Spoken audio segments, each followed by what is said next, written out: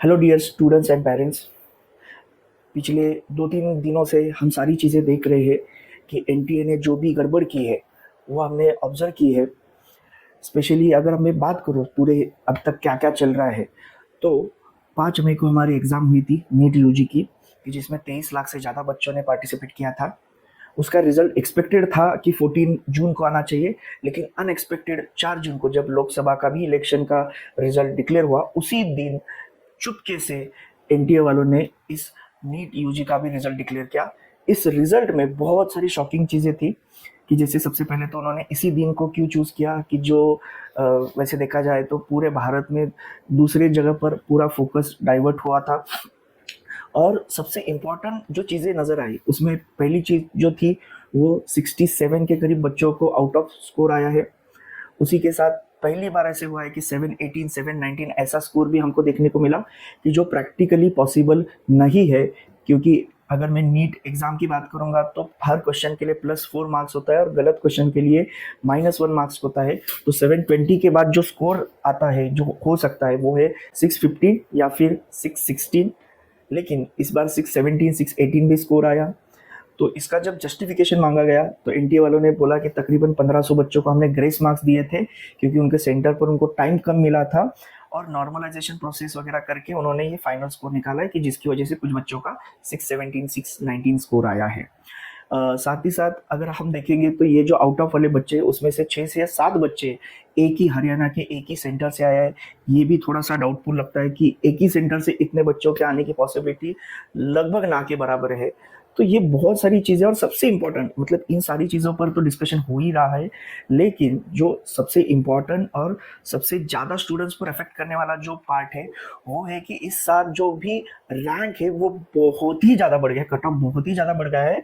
Definitely पिछले साल के हिसाब से इस साल अगर हम बात करेंगे तो नंबर ऑफ स्टूडेंट्स डेफिनेटली हमारे बड़े थे।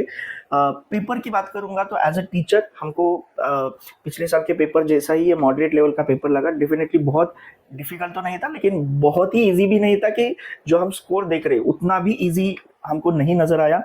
और अगर बात करेंगे तो ये जो सडनली जो स्कोर में इतना इम्प्रूव हुआ है, कि पिछले साल अगर 700 की बात करूंगा तो 700 प्लस वाले तकरीबन 100 के करीब बच्चे थे, लेकिन इस साल 2200 से ज्यादा बच्चों को 700 एंड प्लस मार्क्स मिले हैं। इस साल 650 को हम उम्मीद कर रहे थे कि 8 से 10,000 की रैंक आए, लेकिन वो आ गई है 28,000। साथ ही साथ 630 को हम उम्मीद कर रहे थे कि 12 से 15,000 के करीब रैंक आए, वो चलेगी 47,000। तो ये जो चेंज हुआ है, मतलब इतने सारे बच्चों का जो स्कोर इम्प्रूव है, ये मुझे लगता है कि ज़्यादा डाउटफुल है। क्योंकि हम साल भर बच्चों को पढ़ा रहे हैं, और हमने ऑब्जर्व किया है कि हमेशा जो मॉक टेस्ट लेते हैं किसी भी कोचिंग क्लास में, जो मॉक टेस्ट रहते हैं, कि आखिरी के कौन से भी 10 मॉक टेस्ट से टीचर को एक अंदाजा आ जाता है कि बच्चों की रेंज क्या रहेगी।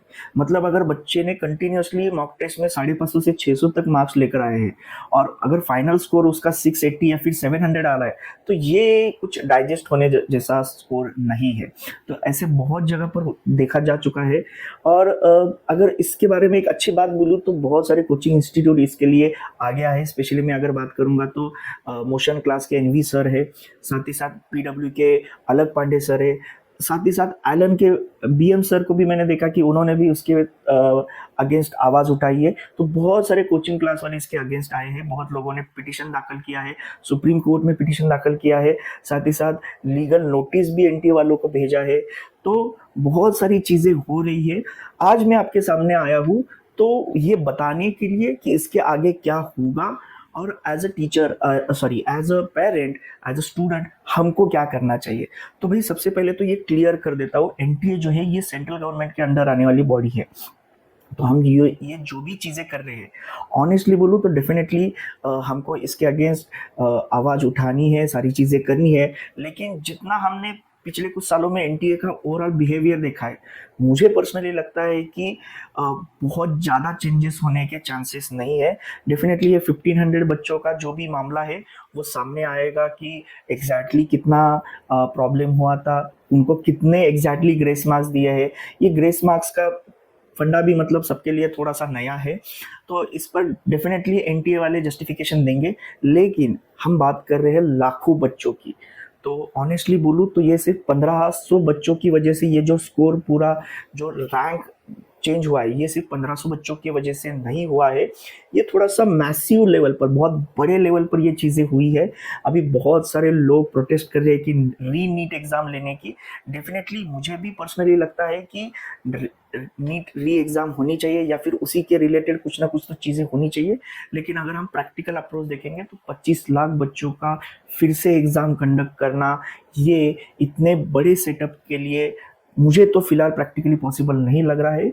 एक ऐसे चांस है कि जिन सेंटर्स पर धांधली हुई है उन पर्टिकुलर सेंटर्स पर ये री एग्ज़ाम का वगैरह हो सकता है, लेकिन इसकी वजह से लाखों बच्चों को फिर से एग्ज़ाम के लिए बिठाना ये पॉसिबल नहीं होगा। तो डेफिनेटली हमको जस्टिस के लिए फाइट करनी है, सारी चीज़ें करनी है, लेकिन हमको प्रैक्टिकल अप्रोच भी रखना है। इसीलिए मैं बच्चों को, पेरेंट्स को हमेशा बोलता हूँ कि ये इस रेस में आने से पहले ही हमको ये चीज़ें क्लियर होनी चाहिए कि गवर्नमेंट एमबीबीएस की बात करूंगा तो सिर्फ 50,000 के करीब सीट्स है, ओवरऑल लाख भर के करीब सीट्स है, और यहाँ पर एप्लीकेंट्स जो है वो 23 से 25 लाख है।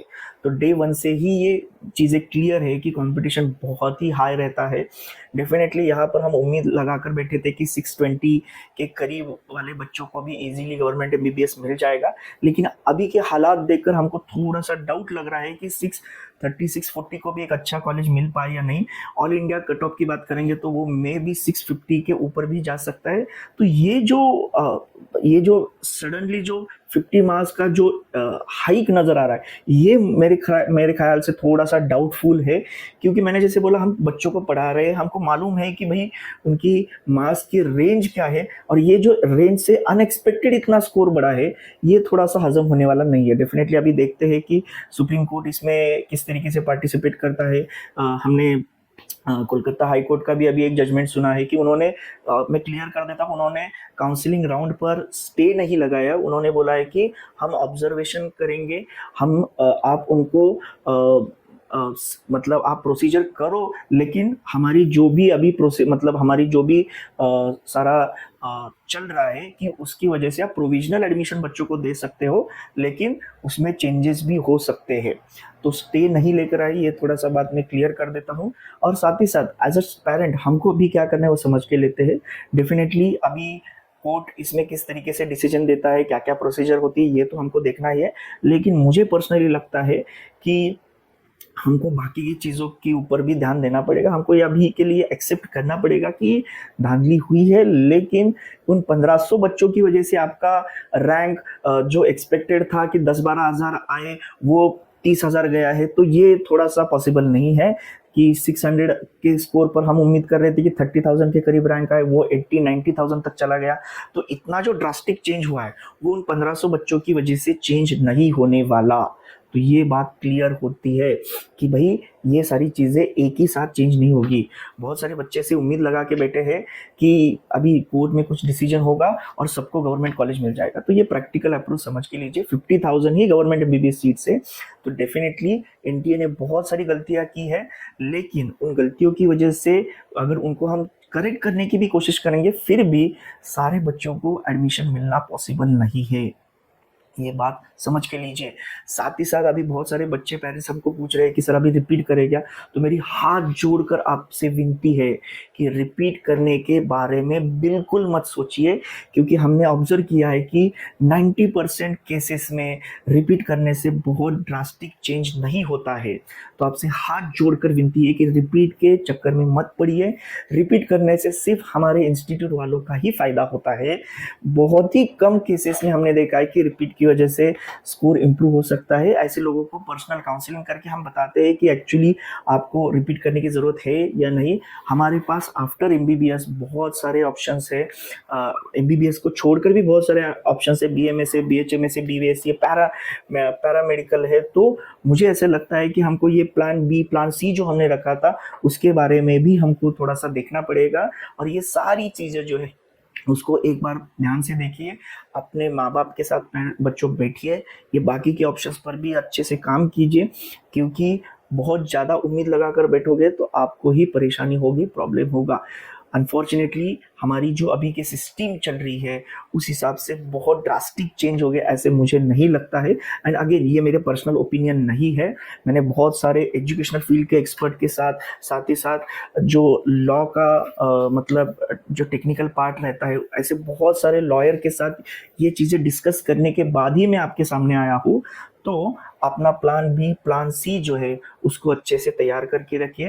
डेफिनेटली हम उम्मीद करते हैं कि सुप्रीम कोर्ट जो है इस पे थोड़ा सा नज़र डालेगा और इस पर बहुत ही जल्द कुछ ना कुछ तो हमको एक्शन नज़र आएगी। लेकिन मैं फिर से बोल रहा हूँ, इन एक्शन की वजह से 550 वाले बच्चे, 580 वाले बच्चे, 600 वाले बच्चों का स्कोर इम्प्रूव होगा और उनको गवर्नमेंट मिल जाएगा, ये प्रैक्टिकली पॉसिबल नहीं होगा।